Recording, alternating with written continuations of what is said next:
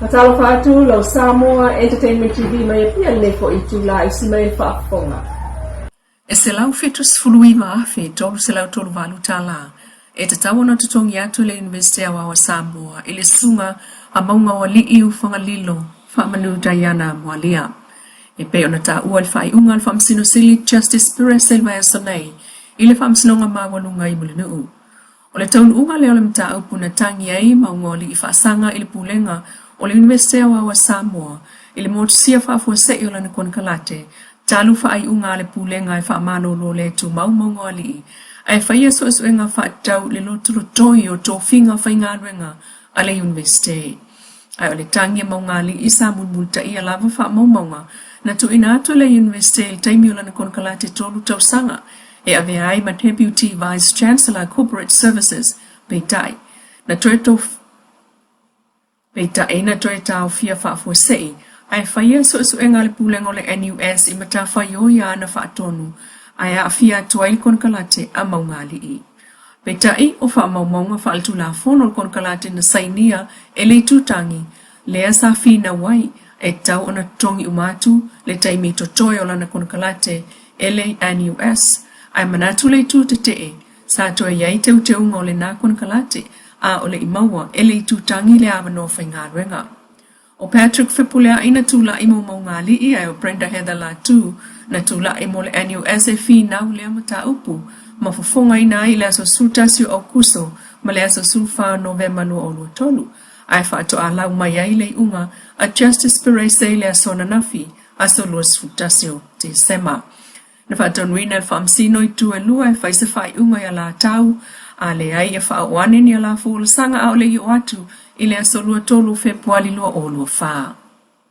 Ua tamau nei le whaamsino nga mawalunga Justice Duatanga Loa. Le aso mo le whaamsino nga o tala le leipa unga. Le ana au mai whaapitoa mai au se tādia. O lo o maulia leo le tama whai e whao o le maniwi se tangata. Sau noala na whionga le whaamsino ni a wāmata Duatanga Loa le vai aso nei. O le a whaataunu ulawa le whaamsino nga lea i le aso sifuru galua mati. A nga i atu le aso lua singa le wha i le tau sangafou. I le wala awina o le amata upu le vai aso taluai.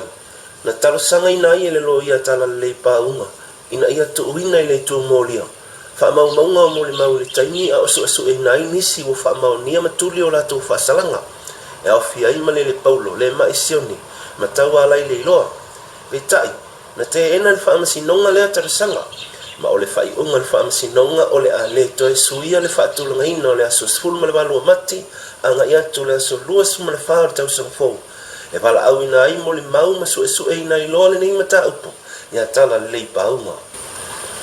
Nisi o tala se fulu lua pasene le o si itia ina ili to tele o whanau sa waina o lo ito tono le loto ale Campus of Hope tona i mato le taiminei whaatusa ili taimi lava lea o le tausanga talua ilua o lua lua. I wha maunga le to o manga mo e popo ngā tia ilana pepa o whamtalanga o le vai aso nei pe tai o lo taunu upea lofa mai le utunu e tausia ile to otele o ia ili te minei le lotoa. Ese mai le mea alofa tupe tolu a fetala, ai o mea alofa a fifi mo le sili le fitus fulfa nau le Campus of Hope tona i mato. Le a fetala na lafo i whaafifianga, le sao o le pinko o le ainga sa tele a, mai fale ula community ile nei tausanga. O lana mea alofa fale tausanga lava lea le Campus of Hope e pion whaailofa lau i tele mai. Le whaafitai le pulenga o le tōmanga le sunga sili niulina jang le fionga a solama le malo fau le langolonga sua whaawau a le taalonga pinko. Alona a inga i tausanga umalava i le taimi le nei. Sao noa solama le malo le tato whaataloanga pulo fiti lava nei e whaaputuputu mo le whaamoemoe ai olo ia whaafitai a fo ili au ta alo o wa o le awala fo ilea olo o whaawala toilo la tau sao. I ngā ruenga fsusoni olo o whaatino le whaalapo putunga e pei o le SVSG mo le manuia lau tele. O le telefoni valu se lau fitu valu fitu 5 ili fuai mo so se taimi te mana umi aise fsoswani mai le tō manga mo e popo ngā tia. Ua whamaunia le kapeneta le toi tofiai o le tofai a so alo fale lima kuresa so alo taua na te tau o vea tofingo le office sili le pulenga wafum taulanga Samoa le Samoa Port Authority.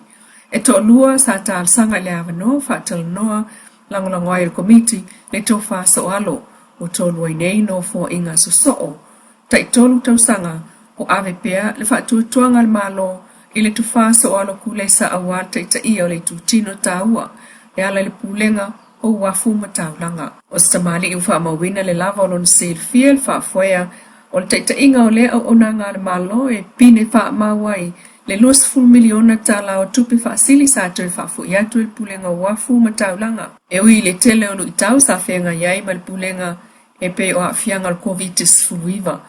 Le tau whaasa o alo o ia tau la mua le tele o ploketi o lo whanga solo le treiminei a wale si tia peo o onanga ma le tau tua a le pulenga wafu i le atunu ulau tele. Sulima tau sanga o avea office sili langolango mo le whala poptonga o vaa a Samoa a o le itofia. E le kapeneta na te taita ia le spa i le tau sanga edwa fitu na mata maya na o onga i le angatulanga lua a Samoa ngoi savai so mala onga mawanunga le fifi mo fale tua i kolisi o Samoa. Le whaawau mai le University o Samoa le NUS i tu sanga lua fe. Luna whailonga tau walo le Bachelor of Commerce Accounting a lua fe malifitu na toi manui ai. Luna whailonga tau walo le Master of Business Administration MPA mai le University of Pacifica i Sautele USB. Ua whaikeu si masi whai tau sanga fau le whale pui se tamaa. Ina ua whaamaunia lana i oinga solitu la fono. E au fiai ko lona sau whaile i lungo le manawa o lona to alua matitina. Aina ia whailo i lungo le whaamasinonga o lana miti sa whai. O ioane tau po se fo lua solima tau sanga le matua, ua whaamaunia ona molianga i lungo le whaamasinonga. E au fiai le whao o lima i lona to alua, whao o lima tama o lona to alua. Whaapea male umia ina leo se au penga matautia. I le tau laulau ina le whai unga lana whionga le whaamisino ni a wāma tatua tangaloa. Na ia sauno an. O lo mai tau ina i whaamaumaunga le tua leo leo. O le lua whe ma le suma le iwa na mo lia ine a tau le ele ai tale pe whali. Lua o lua tasi. Na tu ina tua ile sulua masina i nofo wau ai ai. Ai pe tai. Ele ima hai a lea tai. Ai toe mo lia maila na suma lea isi fo i morianga. O le aso sulfa o iuni lua o lua tolu na mo lia i oani luna sau whaile i lungo le manawa o luna to o lua. Matitina. Ai whai mai o lana miti. Whao o lima fo ili tama o luna to o lua. Toe mo i whafo matau aile whale i maa. O se ngai o inga wa tangia aile le ai o se suinga ma se salamo o le alii. Le au whai ki misi masia i nei lea tau le ale el whale pui pui. Ma tuli ailo na whasalanga. E lua sulua masina le umi. E no fo sarai. Lo Samoa Entertainment TV ma na tawa mai Samoa le ko i tula sa opoponga i le aso atayao. I le lofo le tua pa so i fuaia.